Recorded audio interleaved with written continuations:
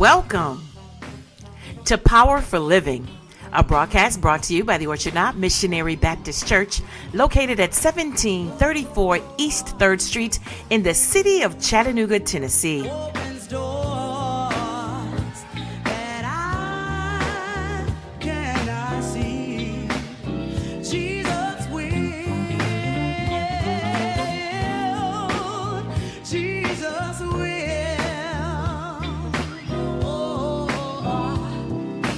Who will make all my decisions for me? Jesus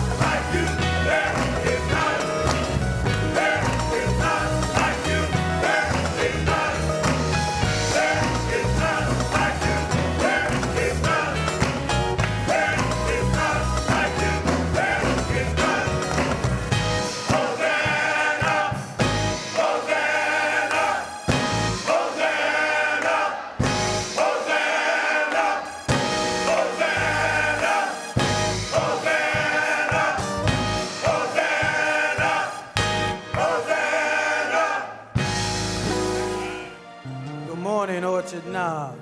It's a beautiful day, isn't it? All right.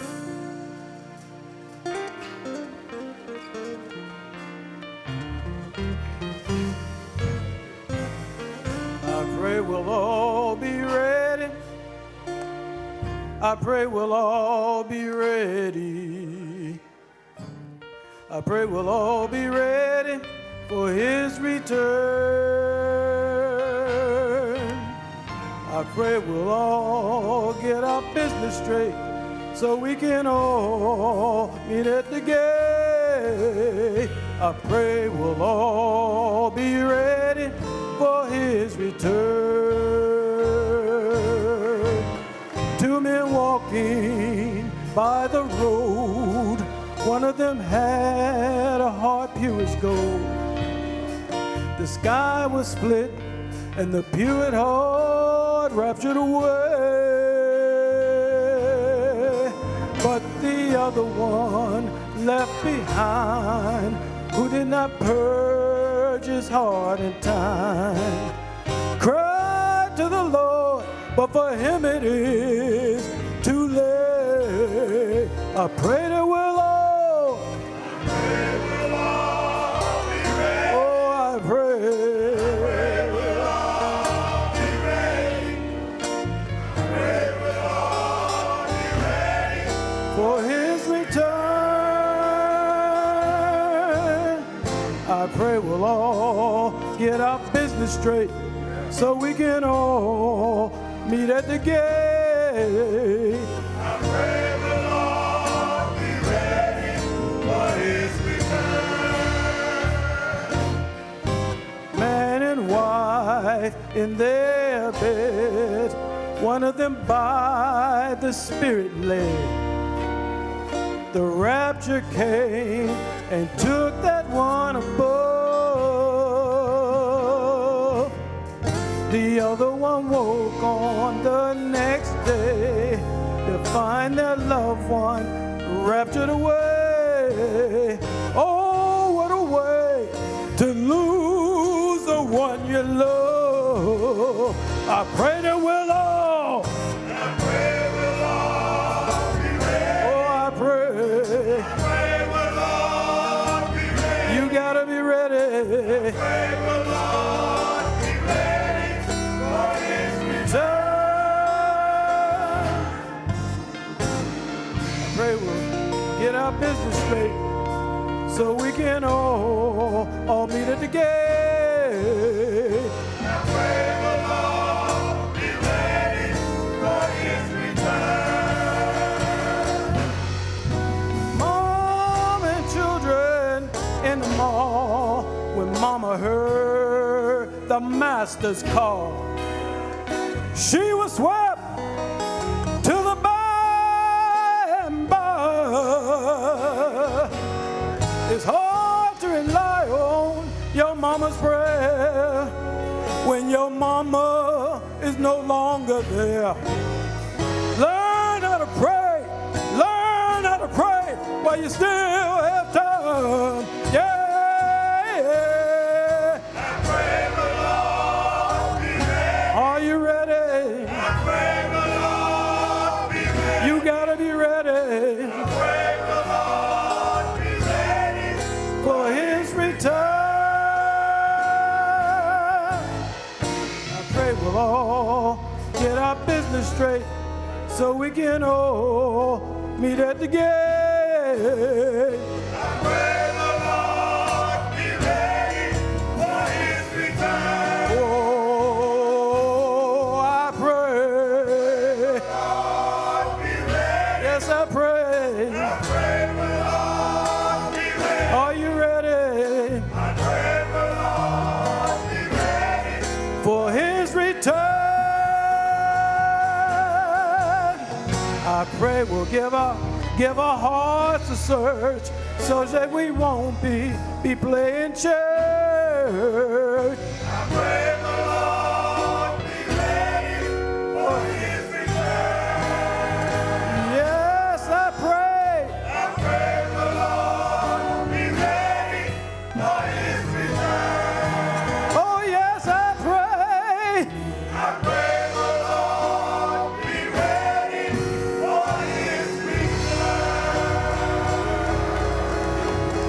Hallelujah to the Lamb.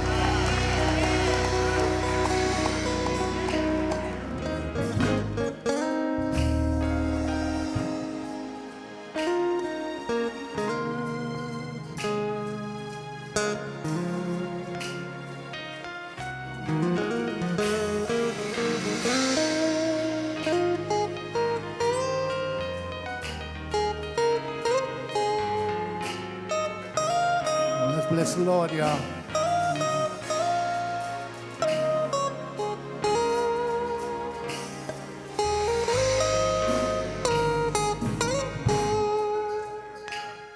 Make sure you tell God thank you. Make sure you tell God thank you for all He's done, all victories He's won. Make sure you say thank you. Come on, y'all, let's sing. Make sure.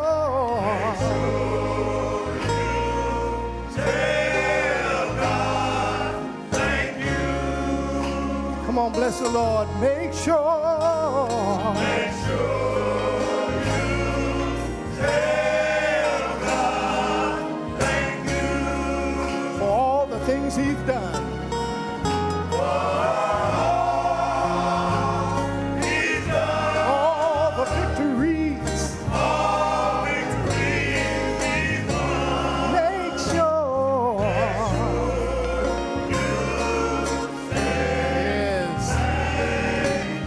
We got to say that one more time. Make sure tell God thank you. The Lord has done so many wonderful things for us. Make sure you tell God thank you.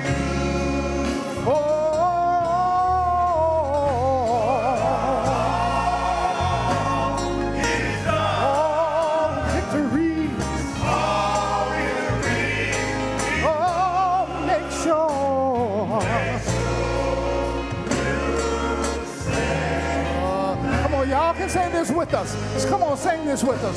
Make sure.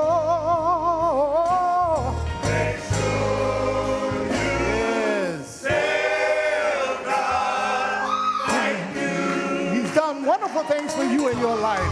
Make sure. You tell. He's brought you through a lot. Thank you.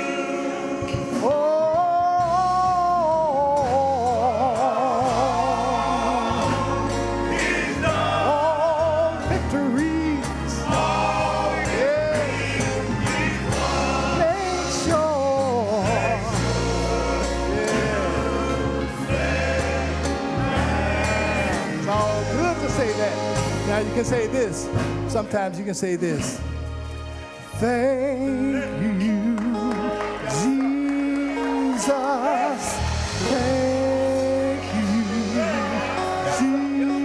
Jesus, for all you have done. Come on, lift your voices and say that.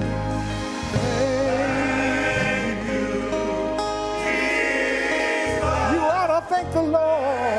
Thank you, Jesus, for all He has done. Sing it with us, y'all.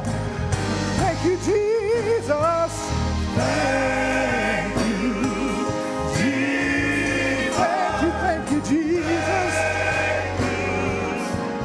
Yes, thank you, Jesus.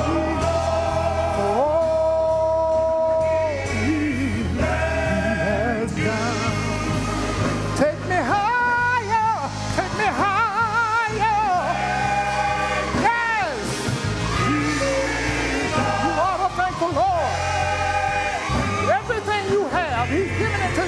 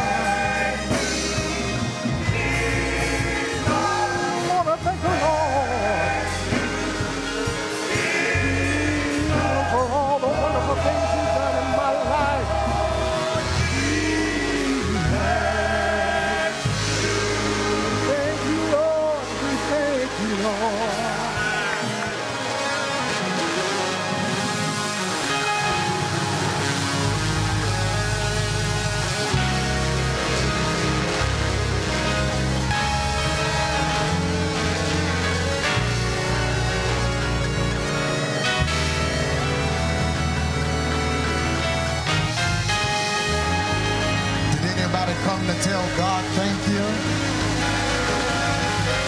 If you too big time and bougie, this part of service ain't for you. But I'm looking at about 5 or 6 folks that know that if it had not been for the Lord that was on your side, you should have been dead a long time ago. But oh, thanks be to God. Let me get a little bit more volume in these monitors. I don't know about y'all, but I came to tell God thank you. He been too good for me to sit on him. I owe him too much. I came to tell God thank you. Psalm 34:1 said, let everything. I might be talking to a dead church. Psalm 34:1 said, let everything that have breath praise the Lord. Can I give you 5 reasons why you ought to tell God thank you? Reason number 1, he put breath in your body. Reason number 2, he put breath in your body. Number 3, he put breath in your body. Number 4, he put breath in your body. Number 5, God put breath in your body. So let everything.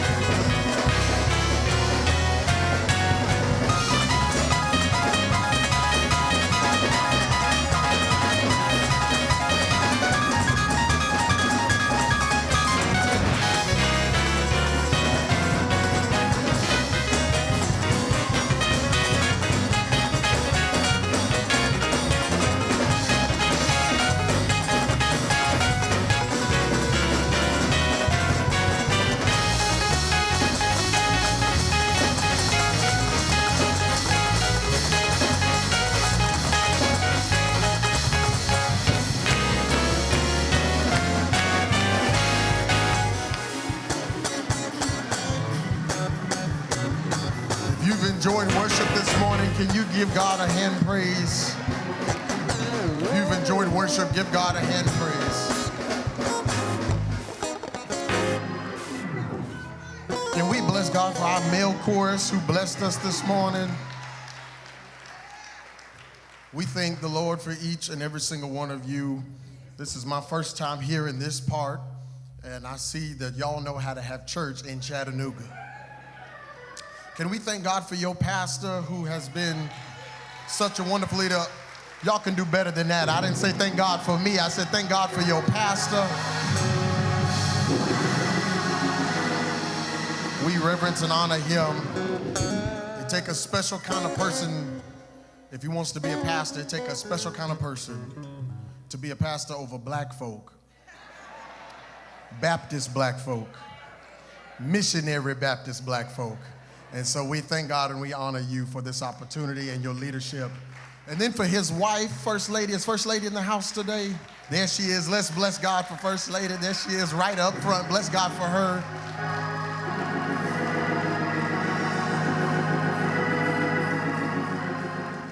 We thank the Lord for them and their hospitality this week. I'm not going to be before you long. We're going to get right into the word. Psalm 121.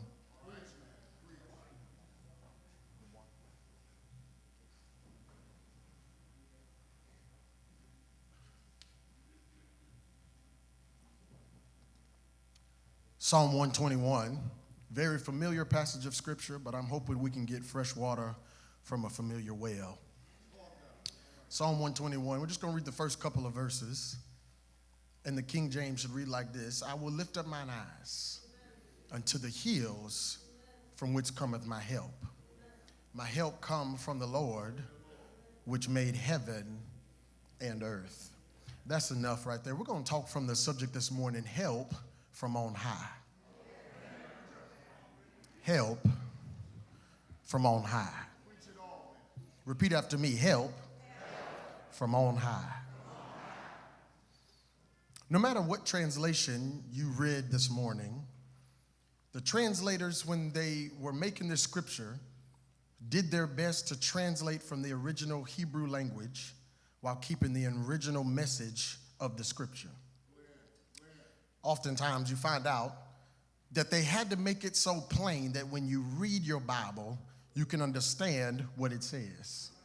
No matter what version you read, It reads something to the effect of, I will lift up mine eyes into the hills from which cometh my help. It sounds like they know what they are talking about. But in the Hebrew text, it don't read like that. It actually reads like a question. It says, I will lift up mine eyes unto the mountain. From where does my help come? And that's how I want to open this scripture this morning, is where does your help come from? See, we get this thing confused, mixed up, because we think once we get saved, we give our hand to the preacher and our hearts to the Lord, that we ought not run into any more hardship, heartache, or heartbreak in our life. But Job chapter 14 verse 1 says that man that is born of a woman is of few days and full of trouble. John 16 says, these things write I unto you that you might have peace. In this life ye shall have tribulation, which means you can be white or black, saved or unsaved, light skin or dark skin, rich or poor, prepared or unprepared, high or low. Trouble is going to find refuge in your address. So the question is not, is trouble coming? The question is, when trouble shows up at my house, how do I respond to that trouble? In other words, you're going to run into some things in life where you are going to need some help. And here in this text, the Israelites showed us that your help ought not come from nobody but the one that's on high. I know some of you walked in here and you get your help from this superwoman of a mama who worked 3-4 jobs to take care of you and made sure that you had food to eat and that you would grow up and be somebody. Maybe it was your father who went to work and came home and put a roof over your head and brought the money home and he provided for the family. Maybe you work a job where you make so much money that you feel like you won't want as long as you live, and you feel like you can live as long as you won't. Maybe you are somebody who relies on medication to take away your aches and your pains. Maybe you are somebody who relies on expensive material things, but can I tell you, expensive materials still have an expiration date. You are going to have to rely on something, on someone who can get you out of what daddy can't help you with, that mama can't save you from, that can't no money buy your way out of, that can't no liquor drown, that can't no weed smoke. You gonna face some things that only God can get you out of. And so here we are in this text. The children of Israel, these children of Israel are going to Jerusalem to worship. And while they're on their way to Jerusalem, they sing this song of ascent. I will lift up mine eyes unto the hills from which cometh my help. In other words, they sang this song to worship before they got to worship. I don't know about y'all. I grew up in an old school country church where there was no carpet on the floors. There was no cloth on the pews. It was a small church that if you walked through the front door, you was already at the back door. Small church, we didn't have no organs, no musicians. Your musicians came with you. They was your hands and your feet. And if it was anniversary Sunday, somebody might have messed around and brought a tambourine and a washing board. But in that old school church, we didn't wait till we got to the sanctuary to get to worship. Grandma, when she woke up in the morning, she'd immediately drop to her knees and say something like this: I woke up this morning with my mind stayed on Jesus. Grandma would make her way to the bathroom singing, Father, I stretch my hand to thee. And by the time she got to the kitchen, she was ironing our clothes on one side and cooking breakfast on the other side. And we was already in worship. And when we got in the car, Daddy wouldn't even let us say nothing because he was praying and worshiping. And when we got to church, we still didn't get to worship yet. We had what they call testimony service. And when we got in testimony service, I'd be mad at Grandma. Grandma, don't go in here and have me embarrassed and shamed. Sit down somewhere and just let us get through this so we can get home. But if there was a sliver in service, Grandma would put that finger up and said, I wasn't going to tell nobody. But I couldn't keep it to myself. I wish I was in a real church that know that worship don't start when you walk in the sanctuary. But worship start when you get out the bed in the morning. Worship start when God woke you up this morning. Worship start when he started you on your way, when he clothed you and put you in your right mind. You wondering if fire gonna be at church. We didn't have to worry about that because we started burning before we got in the car. You wondering if Jesus is gonna show up, and Jesus is wondering if you gonna show up.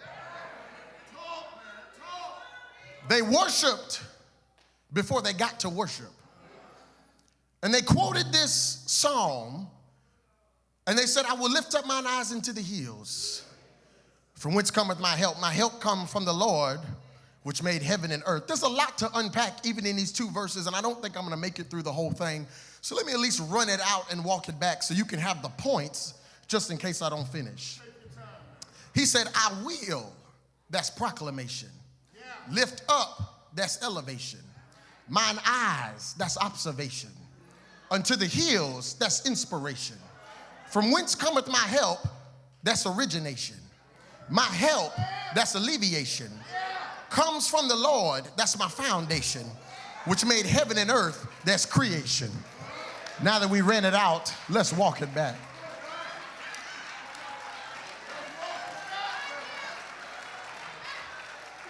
He opens up this psalm and says, I will. It's a proclamation that is made up of a personal promise. He starts it off, he says, I. I like this little word, I, because the word I indicates that if you want to seek for help, it's something you got to do for yourself. You can put a drug addict in rehab as much as you want to, but if they are not ready to get help themselves, in a few weeks, you're going to be checking them back in. It didn't say he will lift up his eyes. Didn't say she will lift up her eyes. Didn't say they. Didn't say we. He said I. Which means if you want help, you got to want it for yourself. And it's bad when everybody around you can see that you need help, but you don't see it. Everybody else sees that you need some assistance, but you think you're doing all right. My grandma was a country woman. She didn't have a whole lot of education, but she made it plain to us this way. She said, if you musty, you ought to smell yourself before somebody else do. That boy preaching, y'all just ain't saying nothing. And it's bad that some of us got a stench and we can't smell ourselves. Y'all know when I was a kid, I didn't like to bathe. I just wanted to play all the time. So I wouldn't go hop in the bathtub. I'd go get some of Daddy's cologne. Y'all act like y'all ain't never did that before. And spray cologne on, and my daddy knew immediately because he smelled the fragrance. He said, cologne can't cover up dirt. He said, all you're doing is putting a Band-Aid on something that requires surgery. He said, you smell like a dressed up garbage can. And can I tell you, if you go and seek for help, you got to want help for yourself. It was personal because it was something he had to do for himself. But it also indicates to me that we treat things differently when it's personal. Can I be honest with you? You ain't gonna really agree with this. I don't mind a man that mess with a whole lot of women. But if he mess with my woman, Ray Charles said, you better leave my woman alone.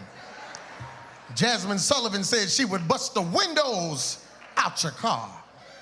Somebody else's house is on fire, you'll come outside and record it on your phone. But if it's your house, you want the neighborhood to stop and come and help you. Somebody else's marriage on the rocks, you'll stay up all night gossiping on that telephone. But when it's your marriage, you want to keep it in the house. If somebody else got mess going on in the church, you go attend the service just to see what's going on. But if it's your church, somebody else's loved one died, you'll go to the funeral, may even stay for the aftermath. You might go to the cemetery, but when it's your loved one's funeral, if somebody don't come, now you falling out. He said, I, but then he follows this personal with a promise. He said, I will. He didn't say I might. He didn't say I could. He didn't say I would, I should. He said, I will. In other words, this will, it's a promise. And my problem with church folk is we want God to keep his promise, but we don't obey his principles. But can I show you, wherever you see a promise in the text, it's always tied to a principle that's in the text. 2 Chronicles 7:14, if my people, which are called by my name, shall humble themselves and pray, seek my face and turn from their wicked ways, then will I hear from heaven. Will I forgive their sin and will I heal their land? Jesus said, if you want me to hear from heaven, if you want me to forgive your sin, if you want me to heal your land, he said, number one, you got to humble yourself. He said, number two, you got to pray. He said, number three, you got to seek my face. He said, number four, you got to turn from your wicked ways. You want God to open up the windows of heaven and pour you out blessings, but you don't bring meat into the house, so there may be meat in the storehouse. You got to adhere to the principle before you can receive the promise. John chapter 14, verse 15 and 16 says, if you love me, keep my commandments, and I will pray the Father, and he shall give you another comforter that he may abide with you forever. He said, if you want me to send you the Holy Ghost that'll stay with you, he said, number one, you got to love me. Yes, sir. He said, number two, you got to keep my commandments. He said, number one, you got to love me. Can I burst your bubble? I can't love him if I don't like you. 1 John chapter 4, verse 19, everybody quote this verse. We love him because he first loved us. Yeah. But the very next verse says, if a man say, I love God and hate his brother, he is a liar. Yeah. For he who loved not his brother whom he has seen, how can he love God whom he had not seen? 1 John chapter 4, verse 21, and this commandment have we from him, that we who love God love his brother also. Yes, he said, if you want the Holy Ghost, you got to love me. But number two, you got to keep my commandments. And the most disobedient folk are us as black folk, Baptist black folk, missionary Baptist black folk, because we got what they call selective obedience. But can I burst your bubble? Selective obedience is still disobedience. Our mindset is, if it ain't in my house, if I'm not guilty of the sin, I'll obey it. But if I'm guilty of the sin, we start praying this prayer, God, you know my heart. And when we start praying that prayer, we get into some stuff. And when we get into it, we got to deal with the repercussions of God. And when we start getting the repercussions of God, we start praying this prayer. God, if you get me out of this, I never, ever, ever. Y'all act like y'all ain't never prayed no never, ever prayers. Because we have selective obedience.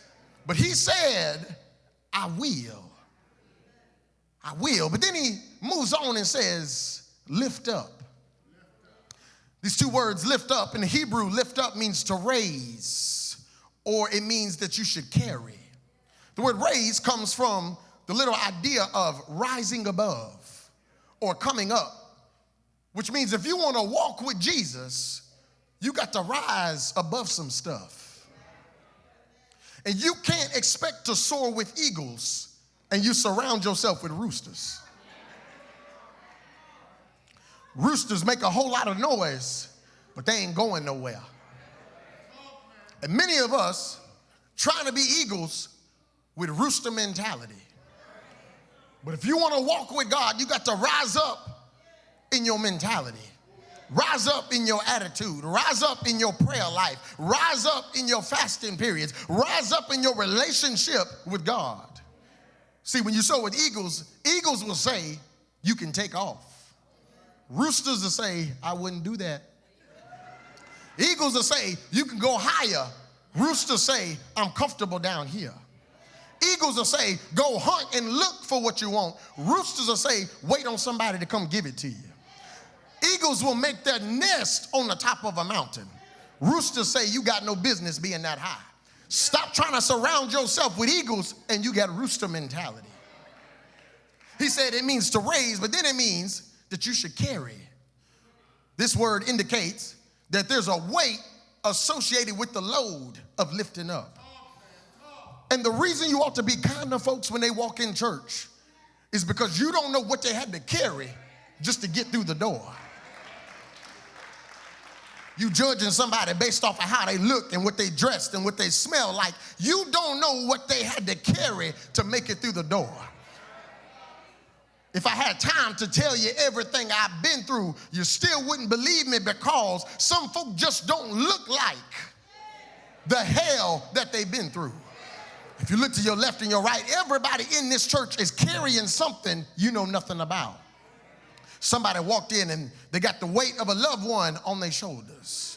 They walked in, they got a split household on their shoulders. A wayward child, they got sickness on their body. They're carrying some weight. And we get into a problem of we practice a religion that we heard and not that we know. I grew up quoting this like it was scripture. We used to always say, God won't put more on you than you can bear. That's a church lie. Because sometimes God will put more on you to show you he'll bear what you can't bear. He'll carry what you can't carry. My pastor, he loves to work out. And while he was working out, he's trying to get in shape. He had a trainer with him that was in the gym. And while Pastor Ray was working out in the gym, he told him, Rev, I want you to hop on the bench press. And I want you to give me 12 reps. Rev gets on the bench press and gives him 12 reps. Knock him out real easy. He said, good. Get you some breath and some water. Get back on the bench and give me 10 more reps. Get back on the bench, give him more reps. But when he gets about the 9th rep, he feels his arms begin to give out. He finished out the set. He put it back on the bar. The trainer said, that's good. Get you some water. Get you some breath.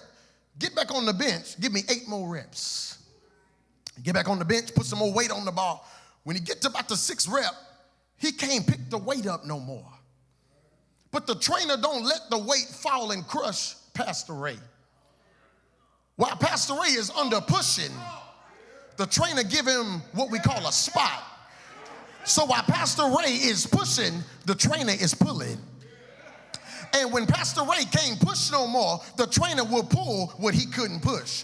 That's what the Holy Ghost will do, that when life get too hard and you can't fight no more, you can't walk no more miles, you can't look for no more ways to try to make it on your own. God said, I step in. And if you take 1 step, I help you take 2. If you push the weight, I pick it up off your shoulders. God will carry what we can't carry.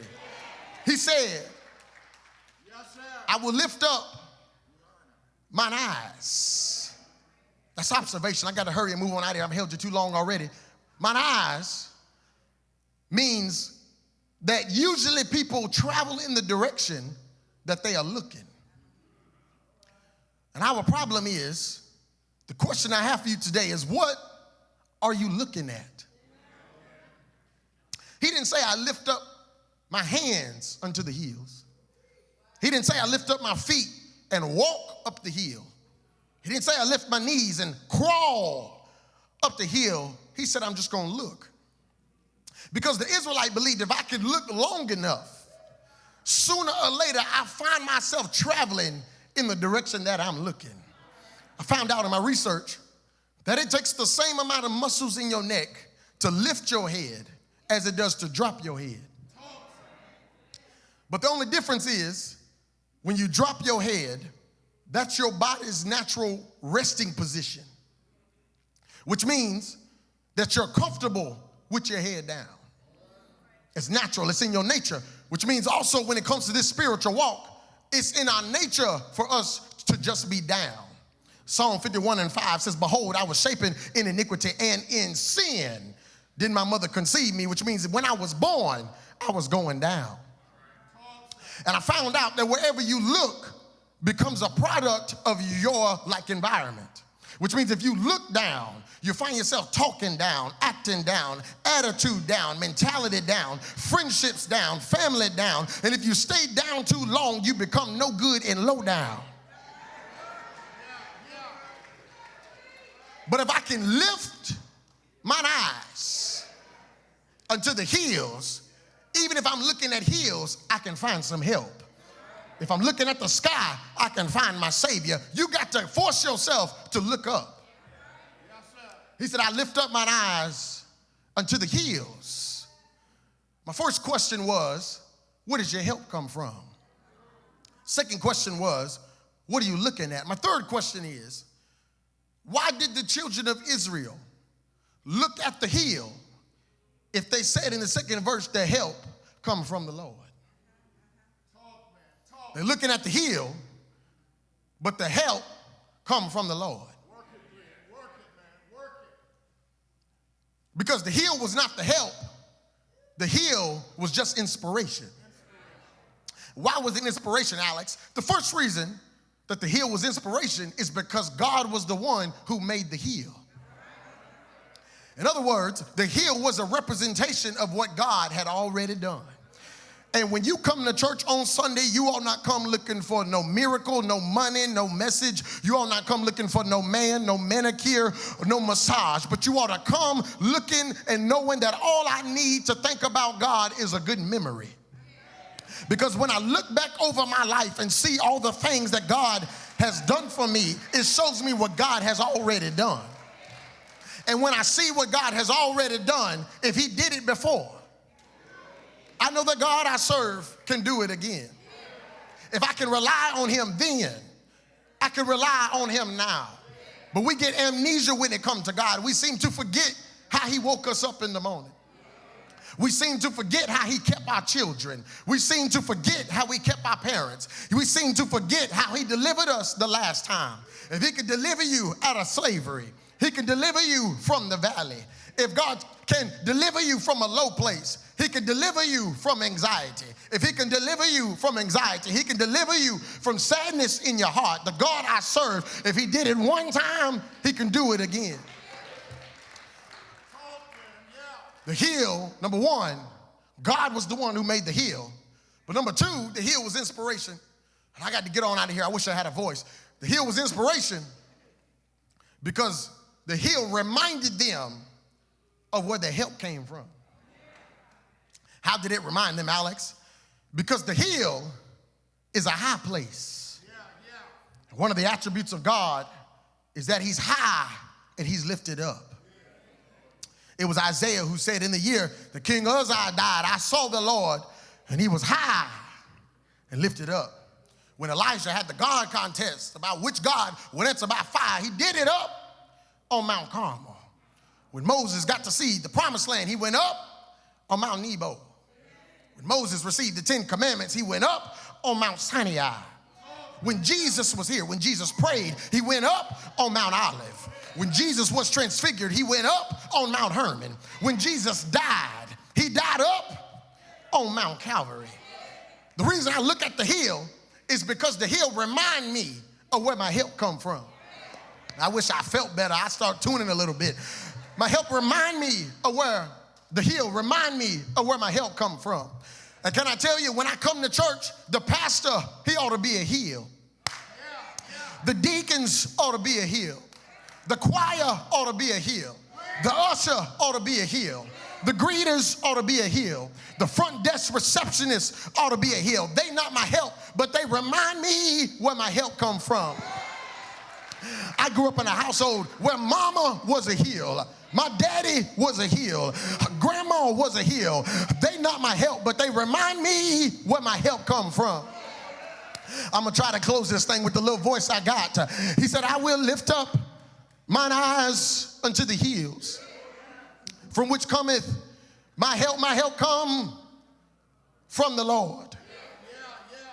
The Lord indicates that this person is in control. Back in the medieval days, if you had a lord, they were responsible for your food. God Almighty, if you had a lord, they were responsible for the roof over your head.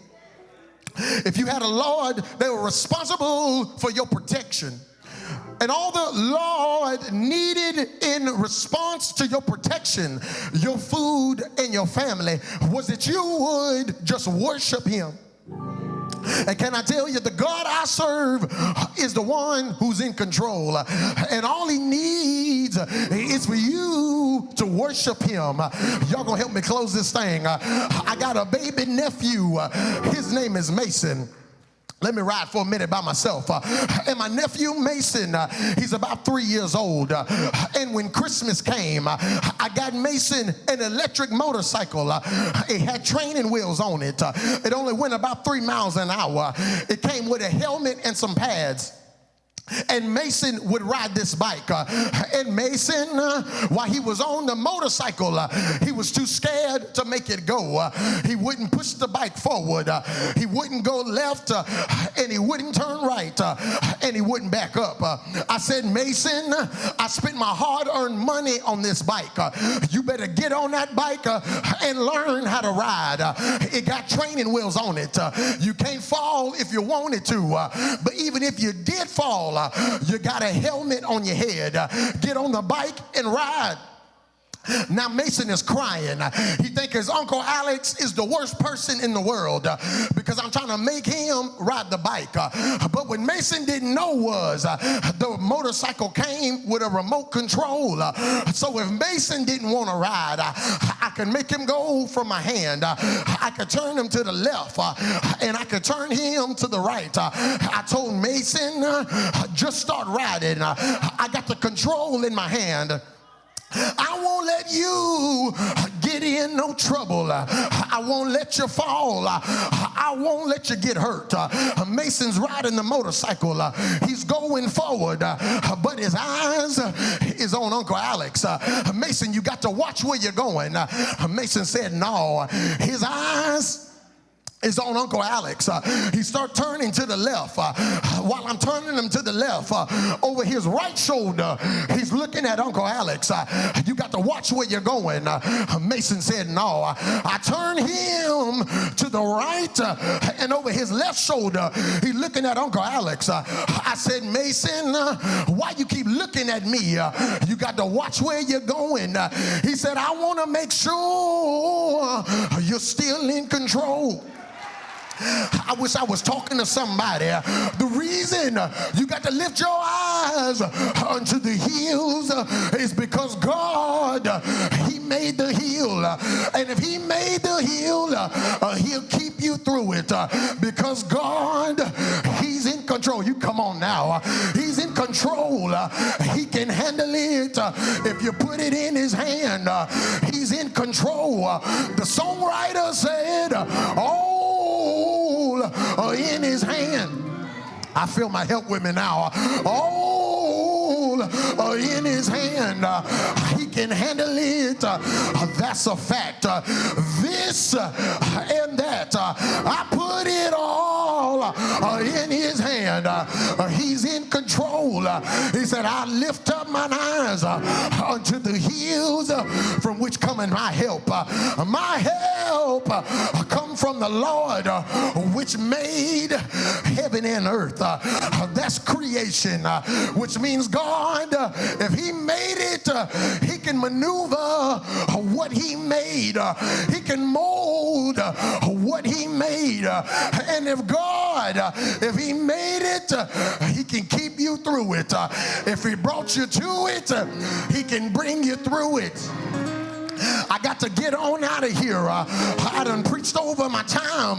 Come on and ride with me for a little bit. There's a story told about 3 scientists who went up on a mountain and they were looking for an expensive flower. And while they were looking, they couldn't find the flower. And they looked over the mountain and on the cliffside, what's that flower they were looking for? The flower was worth millions of dollars. It had never been found. But the scientists said, we found the flower, but we can't reach the flower. Can you find somebody, if we let them down on a rope, that they'll reach this flower and recover it for us? They start looking around the mountain. They found a baby boy who was in the street playing with his toys. They said, come on, young man, if you get this flower for us, we'll give you the money. We'll name it after you. The boy said, let me see what a flower is. He followed the young man. They went to the cliffside. The scientist said, we're going to let you down on the rope. You're going to grab the flower and you're going to pull it on up. The boy starts scratching his head. He said, I ain't got no problem grabbing the flower, but I got a problem because I don't know none of y'all. He said, if you really want the flower, let me go home. And when I come come back, I promise you, I'll grab your flower. A few hours went by, and the boy came back. But when he came back, he had an old man with him. He had gray in his beard. He had wrinkle in his brow. He had a hunchback. And this old man was escorting a young boy. The young boy said, I'll grab the flower. But the condition is, this old man got to hold the rope. The scientist said, okay. The boy tied himself on the rope. The old man let him down. He's wiggling and woggling, but he holds the rope. He's shaking, but he holds the rope, and he pulls the boy back up. The scientists thank him for the flower. They say, young man, there's three of us, and you got this measly old man. Why didn't you let us hold the rope, but you let him hold it? The young boy said, I don't know none of y'all. You might let me fall, but this man, he's my daddy, and he'll never let me fall. Jude 1 and 20, good God Almighty, Jude 1 and 24. Now unto him who's able to keep you from falling. Is there anybody here? The God I serve, he'll keep you from falling. He'll keep you from falling. But even if you fall, he'll reach way down.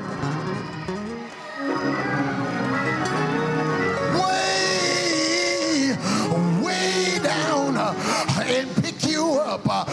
Jesus, he'll pick you up and turn you around. I may not be able to tell the wind to blow. I may not be able to tell the sun to shine on my command, but there's one constellation I want you to know. I have a Father who cares.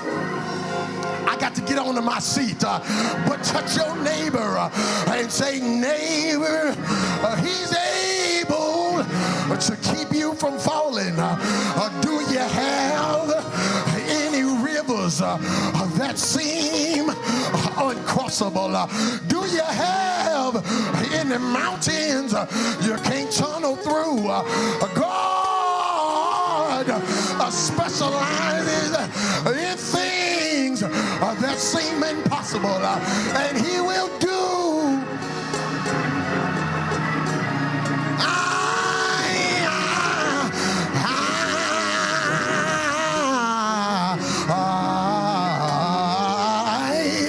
He will do what no other power can do.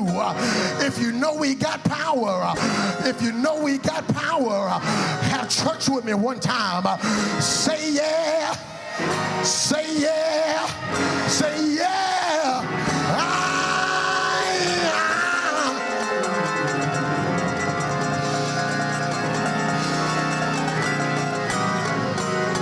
I'm trying to sit down, Pastor. I done preached myself happy.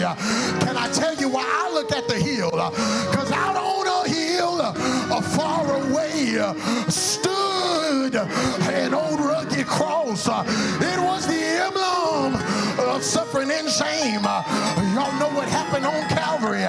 He died. Anybody know he died? They nailed his hands. They nailed his feet. They pierced him in his side. They put a crown on his head. But where they messed up is when they lifted him up. John 12 and 32. And if I be lifted up from the earth, I draw all men unto me. And when they lifted him up, they forgot to cover up his mouth, because with his mouth he forgave sinners for their sin. With his mouth he gave his mama to John. With his mouth he put a thief in paradise. With his mouth he finished his course. With his mouth he yielded the Spirit. He died. He died. He died. He died. He died. But that's not how the story ends. 3 days later, he rose.